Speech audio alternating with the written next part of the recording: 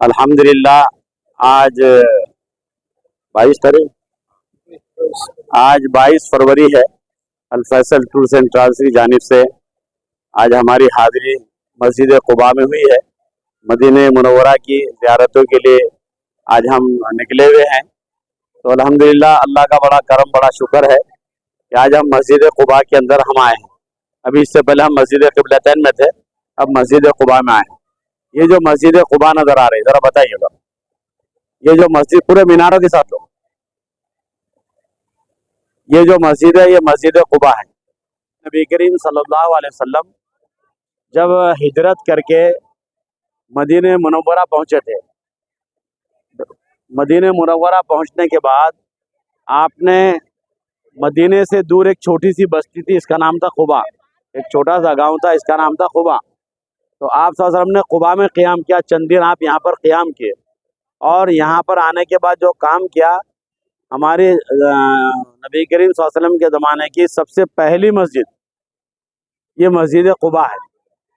اور اس مسجد کا تقدس اور بھی اس بات سے بڑھ جاتا ہے کہ اس کی بنیاد سب سے پہلا پتھر نبی کریم صلی اللہ علیہ وسلم نے اس کا رکھا ہے، اور دوسرا پتھر حضرت ابوبکر صدیق رضی اللہ تعالیٰ عنہ نے رکھا، اور تیسرا پتھر حضرت عمر فاروق رضی اللہ تعالیٰ عنہ نے رکھا ہے۔ اینٹ پتھر جو بھی تھا اس وقت، آپ صلی اللہ علیہ وسلم کی مبارک ہاتھوں سے اس مسجد کا جو ہے افتتاح بنیاد رکھی گئی اور اس مسجد کی تعمیر ہوئی۔ اللہ تبارک تعالیٰ نے قرآن پاک میں اس مسجد کا تذکرہ کیا ہے کہ ہم نے جو ہے تقوی کی بنیاد پر اس مسجد کو قائم کیا ہوا ہے، اور اس مسجد کے اندر جو ہے نمازیں پڑھنی ہیں۔ مدینے میں آنے کے بعد یہاں پر ایک الگ قسم کا دشمن تھا جسے منافق کہتے ہیں۔ یہاں کا ایک بہت بڑا سردار تھا عبداللہ ابن ابی، لوگ اسے اپنا سردار مانتے تھے، ہر چیز میں اس سے مشورہ کیا کرتے تھے، اور ہر معاملے میں وہی پیش رہا کرتا تھا۔ لیکن جب نبی کریم صلی اللہ علیہ وسلم یہاں پر تشریف لائے تو لوگوں کا پورا رجحان اور رجوع جو ہے نبی کریم صلی اللہ علیہ وسلم کی طرف، اور ہونا بھی چاہیے تھا، تو اسے ایک قسم کا حسد ہو گیا، اور وہ پھر بظاہر تو مسلمان بنا ہوا تھا، لیکن اندرون طور پر اسلام کے خلاف اس کی سازشیں ہوا کرتی تھی۔ جب مسجد قباء کی بنیاد رکھی گئی تو انہوں نے بھی ایک ترتیب بنائی منافقین نے، اور ایک مسجد بنائی بعد میں، اور ان کا مقصد اور ان کی نیت یہ تھی کہ اس مسجد میں ہم جمع ہو کر اسلام اور مسلمانوں کے خلاف مشورے کیا کریں گے، اور جو بھی بات کرنا تھا وہاں کیا کریں گے۔ تو نبی کریم صلی اللہ علیہ وسلم وہ مسجد بنانے کے بعد حضور اکرم صلی اللہ علیہ وسلم کی خدمت میں آئے ہو کہ آپ چل کے نماز کا افتتاح کیجئے، لیکن اللہ تعالیٰ نے بتا دیا کہ یہ شریر لوگ ہیں اور ان کے دل میں شرارتیں ہیں، آپ وہاں پر نہ جائیں۔ اور اس مسجد کو قرآن پاک میں بھی ذکر کیا گیا، اس کو مسجد ضرار کہا گیا ہے، اور بعد میں اسے جو ہے زمین دوز کر دیا گیا تھا۔ تو ہم اس مبارک مسجد میں آج آئے ہوئے ہیں، اور مزید اس کی فضیلت یہ ہے کہ یہاں پر اللہ کے نبی صلی اللہ علیہ وسلم کا حکم گرامی ہے کہ مسجد قباء میں کوئی اپنے گھر سے چل کر وضو کر کے آئے اور یہاں پر 2 رکعت نفل پڑھے تو اس 2 رکعت کا ثواب ایک عمرے کے برابر ملتا ہے۔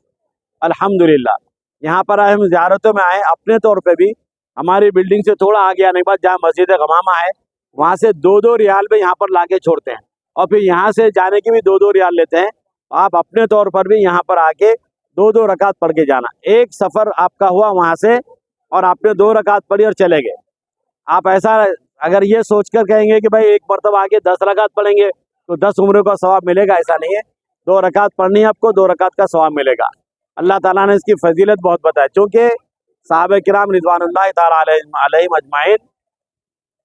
مکے سے ہجرت کرنے کے بعد ان کو مکہ یاد آتا تھا، وہاں کا طواف یاد آتا تھا، عمرے صحیح صفا مروہ کی صحیح یاد آتی تھی، وہاں پر طواف کیا جا سکتا تھا، عمرے کیے جا سکتے تھے، لیکن وہ اس سے محروم ہو چکے تھے، وہ برابر ان کو یاد ستاتی تھی۔ تو اللہ کے نبی صلی اللہ علیہ وسلم نے ان کے لیے خوشخبری سنائی، یہ بشارت دی کہ جو اپنے گھر سے وضو کر کے مسجد قباء کے اندر آئے گا تو اللہ تبارک و تعالیٰ اسے ایک عمرے کا ثواب دے گا۔ آج ہم یہاں پر آئے ہیں، 2 رکعت پڑھیں گے تو آج ہم کو بغیر